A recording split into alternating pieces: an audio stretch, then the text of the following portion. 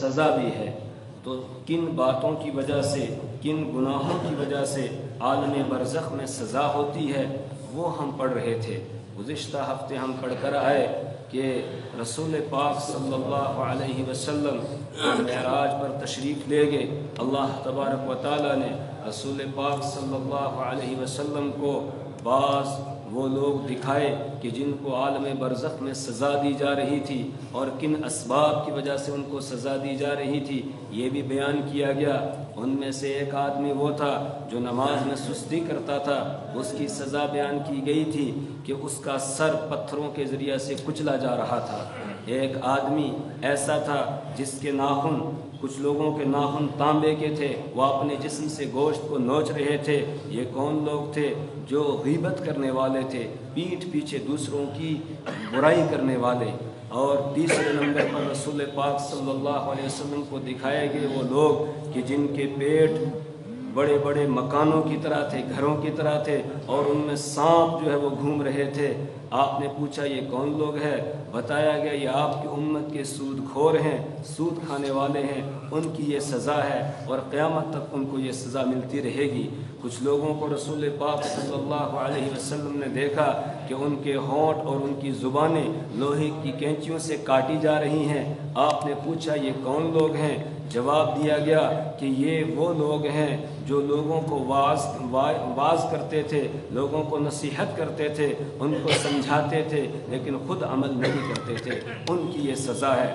کچھ لوگ آپ کو دکھائے گئے جنہوں نے اپنے جسم کے اگلے حصے پر اور پچھلے حصے پر کچھ چیتھڑے لپیٹ رکھے ہیں اور وہ پتھروں کو کھا رہے ہیں اور زقوم کے درختوں کو کھا رہے ہیں۔ جس طریقے سے جانور چرتے ہیں اس طریقے سے وہ چر رہے ہیں۔ ان کے بارے میں پوچھا گیا یہ کون لوگ ہیں؟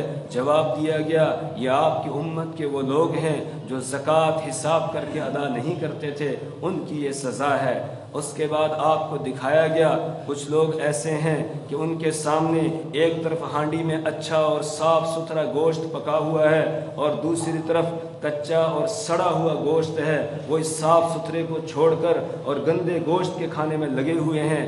آپ نے پوچھا یہ کون لوگ ہیں؟ جواب دیا گیا یہ آپ کی امت کے وہ مرد اور وہ عورتیں ہیں۔ وہ مرد ہے کہ جن کو اللہ نے پاکیزہ بیویاں دی تھیں، وہ اپنی پاکیزہ بیویوں کو چھوڑ کر کسی اور عورت کے ساتھ، کسی فاحشہ عورت کے ساتھ رات گزارتے تھے، یعنی آپ کی امت کے بدکار مرد ہیں۔ اور اسی طریقے سے آپ کی امت کی وہ عورتیں ہیں جن کو اللہ نے پاکیزہ شوہر عطا کیے تھے، وہ اپنے شوہروں کو چھوڑ کر کسی اور کے ساتھ رات گزارتی تھیں، ان کی یہ سزا ہے، ان کو یہ سزا دی جا رہی ہے کہ سڑا ہوا گوشت ان کو کھانے کے لیے دیا جا رہا ہے۔ اللہم احفظنا، اللہ ہماری حفاظت فرمائے۔ اس کے علاوہ اور بھی رسول پاک صلی اللہ علیہ وسلم نے بیان فرمایا کہ عالم برزخ میں کن اعمال کی وجہ سے سزا ہوتی ہے۔ بخاری شریف کے اندر ایک روایت ہے، حضرت عبداللہ ابن عمر رضی اللہ تعالی عنہما بیان فرماتے ہیں رسول اکرم صلی اللہ علیہ وسلم نے ارشاد فرمایا بینما رجل یجر ازارہ من الخیلاء خسف به فهو یتجلجل فی الارض الی یوم القیامہ۔ آپ نے فرمایا گزشتہ قوموں میں سے ایک آدمی تھا، وہ اپنا ایزار، اپنا تہمت، اپنی لنگی گھسیٹتے ہوئے چل رہا تھا اور اسی حالت میں، یہ تکبر کی وجہ سے گھسیٹ رہا تھا، اسی حالت میں خسف به، اس کو زمین میں دھسا دیا گیا، زمین کے اندر اسے دھسا دیا گیا۔ فهو يتجلجل في الارض الى يوم القیامہ، وہ قیامت کے قائم ہونے تک اب زمین میں دھستا ہی چلا جا رہا ہے، یہ اس کی سزا ہے۔ اللہم احفظنا، اللہ ہماری حفاظت فرمائے۔ یہ بہت بڑا گناہ ہے اپنے ایزار کو، اپنے تہمت کو، اپنے پاجامے کو، اپنی پینٹ کو ٹخنے سے نیچے لٹکانے والے کی بہت سخت سزا، بڑی سخت وعیدیں بیان کی گئی ہیں۔ عالم برزخ میں یہ سزا ہے کہ اس کو زمین کے اندر دھسایا جائے گا اور وہ قیامت تک دھستا ہی چلا جائے گا، یہ سزا ہے عالم برزخ میں۔ اس کے بعد میدان محشر میں جب اللہ کے دربار میں حاضر ہوگا، اس وقت کے بارے میں رسول اکرم صلی اللہ علیہ وسلم نے ارشاد فرمایا ثلاثۃ، تین قسم کے لوگ ہیں لا ينظر اللہ الیہم یوم القیامہ، اللہ قیامت کے دن ان کی طرف نہیں دیکھے گا۔ ولا یکلمہم، اور نہ ان سے بات کرے گا، اور ولا یزکیہم، نہ ان کا تزکیہ کرے گا، انہیں پاک بھی نہیں کرے گا، ولہم عذاب علیم، اور ان کے لیے دردناک عذاب ہوگا۔ حضرت ابو ذر غفاری رضی اللہ تعالیٰ عنہ حدیث کے راوی ہے، وہ بیان کرتے ہیں، انہوں نے پوچھا رسول پاک صلی اللہ علیہ وسلم سے، من ہم یا رسول اللہ، خابوا و خسروا، اے اللہ کے رسول یہ تین قسم کے لوگ کون ہیں جن کے طرف اللہ تعالیٰ قیامت کے دن نہ تو نظر رحمت فرمائیں گے اور نہ اللہ تبارک و تعالیٰ ان کے ساتھ بات کریں گے، اور نہ ہی اللہ تبارک و تعالیٰ ان کا تزکیہ کریں گے، اور ان کے لیے دردناک عذاب ہوگا۔ یہ کون لوگ ہیں؟ خابوا و خسروا، یہ تو ناکام ہو گئے، نامراد ہو گئے اور گھاٹے میں پڑ گئے۔ ذرا بتلائیے یہ کون ہے؟ رسول اکرم صلی اللہ علیہ وسلم نے فرمایا المسبل ازارہ، پہلے نمبر پر فرمایا جو اپنی ازار کو، اپنے تہمت کو، اپنی شلوار کو ٹخنے سے نیچے لٹکانے والے ہیں، یہ وہ ہے، ایک وہ ہوگا۔ دوسرے نمبر پر فرمایا المنان، کون؟ احسان جتلانے والا، کسی کے ساتھ اس نے احسان کا معاملہ کیا، کوئی کسی کے کچھ کام آ گیا، اب بار بار اس کو جتلاتا ہے، بتاتا ہے ہاں میں نے تیرے ساتھ یہ کیا تھا، میں نے تیرے ساتھ فلاں موقع پر میں تیرے کام آیا تھا، میں نے یہ کیا تھا۔ اس طرح احسان جتلانے والا المنان جو ہے، اس کو بھی قیامت کے دن اللہ اس کی طرف نظر رحمت نہیں فرمائیں گے، اور اس کی طرف اس کو اللہ تعالیٰ پاک نہیں کریں گے، اور دردناک عذاب ہوگا، اور اللہ اس سے بات کرنا بھی پسند نہیں فرمائیں گے۔ اللہم احفظنا، اللہ اس سے ہماری حفاظت فرمائے۔ تیسرے نمبر پر آپ نے فرمایا المنفق سلعتہ بحلف کاذب، کہ وہ شخص جو اپنا سامان بیچتا ہے جھوٹی قسمیں کھا کے، یعنی وہ تاجر کہ جو جھوٹی قسمیں کھا کر اپنا سامان بیچتا ہے، سامان گھٹیا ہے، قسم کھا کر کہتا ہے بہت بڑھیا ہے، اسی طریقے سے لایا ہے سستے داموں میں اور قسم کھا کر بتاتا ہے اتنے میں لایا ہے، تو جھوٹ بول کر جو ہے جو سامان کو بیچتا ہے، اور آج تو یہی سکھایا جاتا ہے۔ آج جو بزنس مین وہ جو کورس کرتے ہیں اس کا بزنس کا، اس میں یہی سکھایا جاتا ہے کہ ایک گھٹیا سامان کو کس طرح بڑھا چڑھا کر جو ہے بیان کیا جائے اور اس کو پھر بیچا جائے، یہ تعلیم۔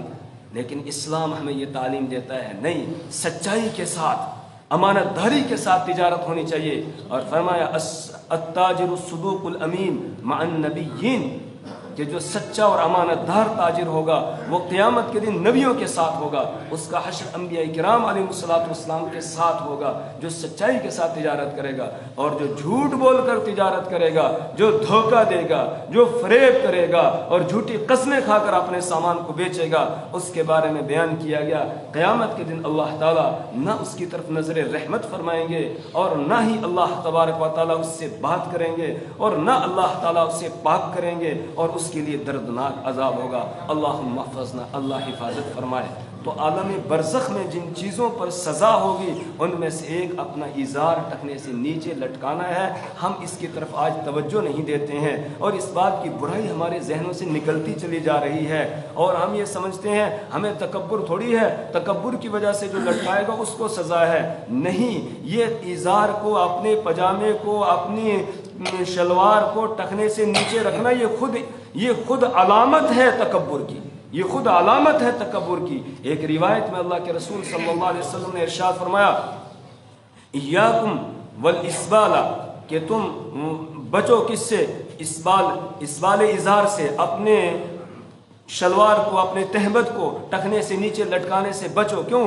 فإنها من المخیلہ، آپ نے فرمایا اس لیے کہ یہ تکبر کی علامت ہے، یہ تکبر کی علامت ہے، خود بخود اس سے تکبر آ جاتا ہے۔ جو آدمی یہ کہہ رہا ہے کہ میرا جو پاجامہ نیچے جا رہا ہے میں نے تکبر کی وجہ سے تھوڑی رکھا ہے، یہ اس کا کہنا ہی تکبر کی علامت ہے، پہچان ہے، ورنہ اس کو اوپر رکھنے میں کیا پریشانی؟ اگر تکبر نہیں تو اوپر رکھنے میں کوئی پریشانی ہے؟ کوئی پریشانی اس کو نہیں ہے۔ نیچے جو رکھ رہا ہے یہ تکبر کی علامت ہے، اور اسی وجہ سے یہ بات کہہ رہا ہے۔ صحابہ کرام رضوان اللہ تعالی علیہم اجمعین بہت اس کا اہتمام کرتے تھے، کسی کا ازار آپ کو نیچے نظر نہیں آئے گا۔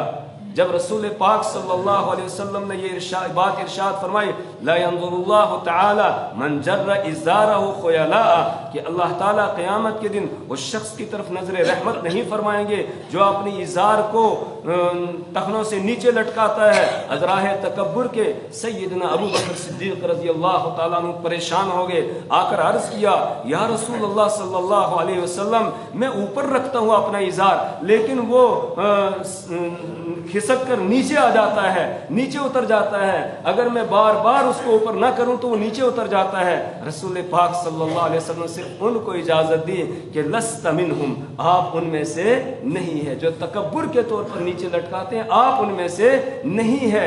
उनको इजाजत दे दी, सिर्फ ये कि वो भी कह रहे हैं कि मैं कोशिश करता हूं, लेकिन उसके बावजूद ये नीचे उतर जाता है, नीचे आ जाता है।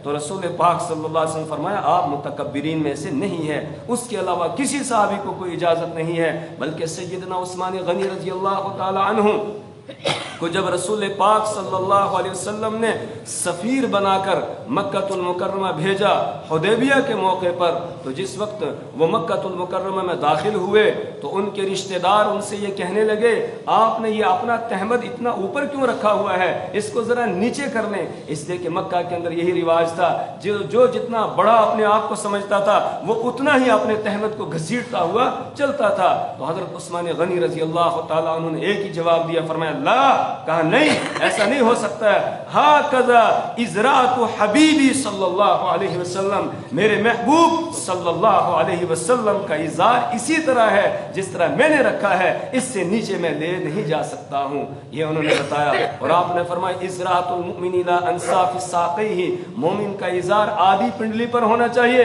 उसके बाद आपने फरमाया आधी पिंडली से लेकर टखने के नीचे तक इसमें कोई हरज नहीं, टखने के ऊपर तक इसमें कोई हरज नहीं है। अलबत्ता वमा अस्फला मिनल कअबैन फहुवा फिन्नार, जो टखने से नीचे होगा वो जहन्नम में जाएगा, वो जहन्नम के अंदर चलेगा। अल्लाहुम्मा हफ़ज़ना। हम देते हैं इसकी तरफ तवज्जो, हम ध्यान ही नहीं देते हैं, इसको हम गुनाह समझते ही नहीं है।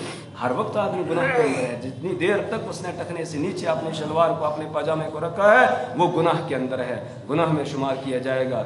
इसलिए हमें इसका एहतिमाम करना चाहिए और ऊपर रखना चाहिए। और ख़ास तौर से, वैसे ये हर वक्त गुनाह है, टखने से नीचे इज़ार का रखना, अपनी शलवार वगैरह को रखना हराम है, लेकिन नमाज के अंदर अगर किसी के टखने से नीचे ये हो तो वो और ही ज़्यादा गुनाह है, वो और ज़्यादा ख़तरनाक है, और ज़्यादा गुनाह है। रसूल पाक सल्लल्लाहु अलैहि वसल्लम ने एक शख्स को देखा, वो नमाज पढ़ रहा है और उसका इज़ार टखने से नीचे जा रहा था। आपने उस शख्स को हुक्म दिया, इज़हब फतवज़्ज़ा, जाओ जाके वुज़ू करो और फिर आके नमाज पढ़ो। वो गया, जाकर उसने वुज़ू किया, वुज़ू करने के बाद फिर आया, आपने देखा उसने अभी अपने इज़ार को ऊपर नहीं किया।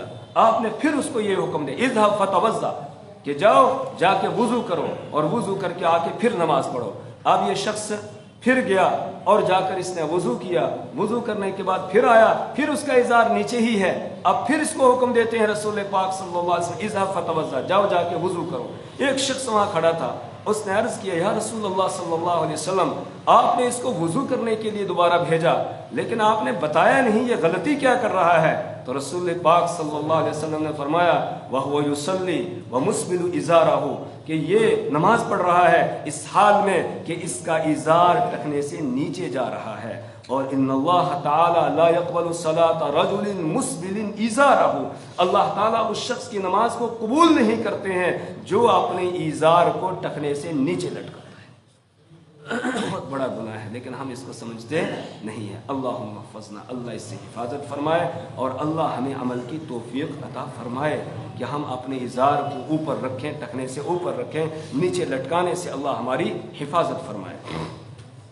तो ये आलम बरज़ख में मुख्तलिफ गुनाहों के ऊपर अज़ाब होते हैं। इसी तरीके से जो आदमी आमाल सालिहा लेकर जाएगा उसके लिए कब्र के अंदर अल्लाह की तरफ से इस्तक़बाल किया जाता है, उसका एज़ाज़ और इकराम भी किया जाता है, जैसा कि हम पहले पढ़ चुके। तो आलम दुनिया के बाद आलम बरज़ख है, फिर आलम बरज़ख के बाद है आलम आखरत। असल में ये बयान हमारा जो शुरू हुआ था वो कहाँ से शुरू हुआ? हम हदीस जिब्राइल पढ़ रहे हैं। जिब्राइल अलैहिस्सलाम ने रसूल अकरम सल्लल्लाहु अलैहि वसल्लम से एक मौके पर आकर चंद सवालात किए। उन सवालात में से एक सवाल ये था कि मल ईमान, ईमान की हकीकत क्या है। उसके जवाब में रसूल अकरम सल्लल्लाहु अलैहि वसल्लम ने इरशाद फरमाया, अन तुमिन बिल्लाहि, व मलाइकतिही व कुतुबिही व रुसुलिही वल यौमिल आखिरी वल क़द्रि खैरिही व शर्रिही मिनल्लाहि ताला। ईमान ये है कि तू अल्लाह पर ईमान लाए, अन तुमिन बिल्लाहि व मलाइकतिही, और उसके फरिश्तों पर ईमान लाए, व कुतुबिही, और उसकी किताबों पर ईमान लाए, व रुसुलिही, और उसके पैगंबरों पर ईमान लाए, वल यौमिल आखिरी, और आखिरत के दिन पर ईमान लाए, आखिरत के दिन पर ईमान लाए। इसी आखिरत के दिन को हम समझ रहे थे, और मैंने ये पूरा तफसील के साथ आपके सामने बयान किया कि इंसान कहाँ से चला और कौन कौन सी मंजिलें वो तय करता हुआ चला आ रहा है। एक वक्त था ये आलम अरवाह में था, उसके बाद फिर अल्लाह ताला ने इसको माँ के पेट में भेजा, वहाँ से निकल के इस दुनिया के पेट में आया, और यहाँ हमेशा नहीं रहना है, यहाँ से इसको जाना है। कुल्लु नफ्सिन ज़ाइक़तुल मौत, और यहाँ से जो जाने वाला है वो कहाँ जाता है? वो आलम बरज़ख में जाता है। कहाँ जाता है? आलम बरज़ख में जाता है। फिर बरज़ख के अहवाल और हालात क्या है, कुछ हम उसमें से पढ़ चुके, पूरी तफसील तो हमने नहीं पढ़ी, लेकिन कुछ हिस्सा हमने उसका पढ़ लिया। उसके बाद फिर आलम आखिरत है, और आलम आखिरत कब कायम होगा? वो कायम होगा जब क़यामत कायम हो जाएगी, क़यामत आ जाएगी। क़यामत क्या चीज़ है? हदीस में है, मन मात फ़क़द क़ामत क़यामत, जो आदमी मर गया उसकी क़यामत कायम हो गई, जो दुनिया से चला गया उसकी क़यामत गोया कायम हो गई है, अगली मंजिल उसकी शुरू हो गई, आलम बरज़ख में वो पहुंच गया। लेकिन एक वक्त आएगा जिस वक्त अल्लाह ताला इस पूरी कायनात के निज़ाम को ख़त्म कर देगा। ये आसमान दरहम बरहम हो जाएगा, ज़मीन दरहम बरहम हो जाएगी, पूरा निज़ाम जो है वो दरहम बरहम हो जाएगा, आसमान के टुकड़े टुकड़े हो जाएंगे। इज़ा समाउन शक़्क़त व अज़िनत लिरब्बिहा व हुक़्क़त, आसमान फट जाएगा, टुकड़े टुकड़े हो जाएगा, ज़मीन इसके भी टुकड़े टुकड़े कर दिए जाएंगे। कल्ला इज़ा दुक्कतिल अर्दु दुक्कन दक्का दक्कन दक्का, ज़मीन के टुकड़े टुकड़े कर दिए जाएंगे, इसको रेज़ा रेज़ा कर दिया जाएगा, पहाड़ अपनी जगह से हटा दिए जाएंगे, और पहाड़ बिल्कुल रेत के ज़र्रात की तरह उड़ रहे होंगे। क़यामत कायम होगी। इमाम इब्न कसीर रहिमहुल्लाह ने क़यामत के मुतालिक एक हदीस नकल की, जिसमें उन्होंने बयान किया, अल्लाह के रसूल सल्लल्लाहु अलैहि वसल्लम इरशाद फरमाते हैं, जब अल्लाह ने आसमान और ज़मीन को पैदा किया, उसी दिन अल्लाह तबारक व तआला ने सूर को पैदा किया। व मिन वराइहिम बरज़ख़ुन इला यौमि युबअसून फ़इज़ा नुफ़िख़ फ़िस्सूरि फ़ला अंसाब बैनहुम यौमइज़िन वला यतसाअलून। तो सूर को पैदा किया। सहाबाए किराम ने अर्ज़ किया, या रसूल अल्लाह सल्लल्लाहु अलैहि वसल्लम, सूर क्या चीज़ है?